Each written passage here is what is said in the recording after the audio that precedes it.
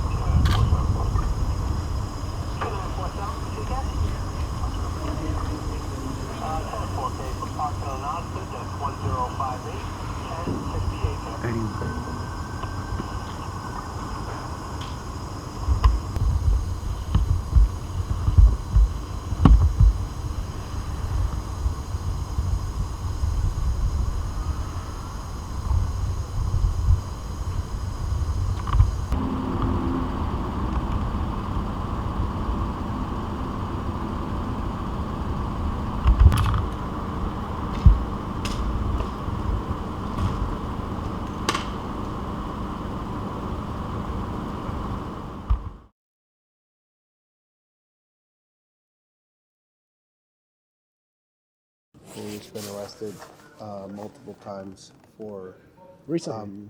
Yeah, recently, as in there were officers here earlier this evening that, as far as I know, from the super and the doorman, that they were here earlier and that they left without any incident, without anything, and that the mother called 911 again later, saying that her son had a knife in her hand, in his hand. So this was her son. This is her son. Yeah. Unfortunately, she is deceased. They couldn't save her. By the time they got here, there was nothing they could do anymore. Unfortunately. Now, when was the last time you mentioned he was arrested previously? He was arrested twice in the last 2 weeks. Roughly about. Do you think it's, they kept releasing him? They kept releasing him. Unfortunately, he's not on his meds all the time. You think And this when he's not has on to his do with meds, the bail reform recently? I don't know if it has to do with necessarily it has to do bail reform, because this is a whole different subject versus the bail reform is more versus felonies versus he's an EDP, an emotionally disturbed person. Do you know if when he was released, if he was released from, say, medical care of someone? No, I just actually spoke psychiatric? to his brother. His brother is here.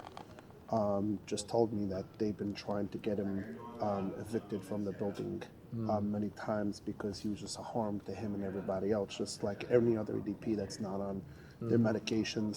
They take him, they feel fine, so they don't take him, and then hell breaks loose, and then they, either get arrested, something happens, or that they have to go back on meds, and then things are back normal, and it's a seesaw. It's back and forth. Unfortunately, there's more mentally ill people on the streets than there are mental institutions. Now, the previous time you did get arrested, what do you recall what it was for? Was it for a similar thing? Similar things, assaulting, but this time Usually just his mother or some other folks in the building? mother, mostly family. But how old would you say he is? Sorry? But how old is he, this guy? I think he's in his early 30s, Early 30s? roughly. Do you know his name at all? I do not remember his name, no. I see him in the building all the time. I can tell. Do you know the mother's name? No, I don't remember her name either. She was a sweet lady every time you saw her in the hallway. About how a old would you say lot she is? of. I think she was in her 60s. That's my guess. I mean, I don't know her that well. I mean, living in a building like this, you really meet people in passing as they're coming to the elevator, coming from work, going to work, coming from shopping. You don't really sit there in the hallway just schmoozing with everybody. Yeah. Unless you're in the laundry room doing laundry and they're doing laundry. We have 2 laundry rooms, 1 on each side. So. Happen to have a picture of them by any chance? No.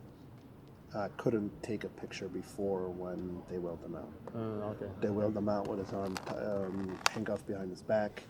His sweater, though, I was standing right on the stoop. They made me move to the side when they brought him out, and there was blood splattered. You can see blood splattered all over his shoulder of his left shoulder of his sweater that he was wearing. And how did you find out about it? Did you hear something? So Screaming I or anything? live right up there. See that light with the shades right there? That's my apartment right there. I'm sitting doing work, and I noticed all of a sudden that an ambulance showed up, and I noticed that there were police cars showing up. I looked out my window, and I see more cops showing up, so I came downstairs to see what's going on.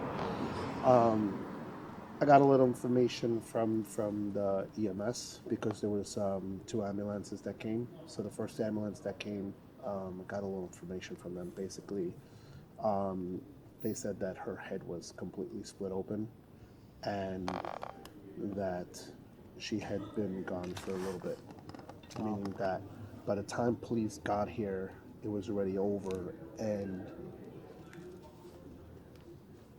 what appeared to them is that she was deceased. It was a DOA.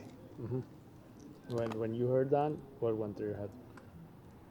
What went through my head is that it's a very sad story because, they've been trying to get him thrown out of the building for a long time. Just because, like I said earlier, he's on and off his meds, and he insulted the doorman, Fernando, the doorman, said that about 8 o'clock he had an issue with him. but it wasn't like a tussle, like a fight or anything. He came in and like insulted him, like just spewing like hatred at somebody, not as an anti-Semitic, just like spewing hate, making like really hatred marks, and then he left. He went upstairs. Another you say neighbor a who lot lives of- right upstairs, a neighbor who was just down there before, who lives right underneath, said he heard a lot of yelling and screaming in the apartment. Now, you mentioned anti-Semitism. Is there a lot of Jewish folks living in this building? There are a lot of Jewish folks that live in this building. Oh, Yes. okay. And do you know if he was Jewish at all? No, or anything? he's African American. Oh, okay. We don't have anti-Semitism in this building because this building is a very strict building. I think it's 108 apartments in this building.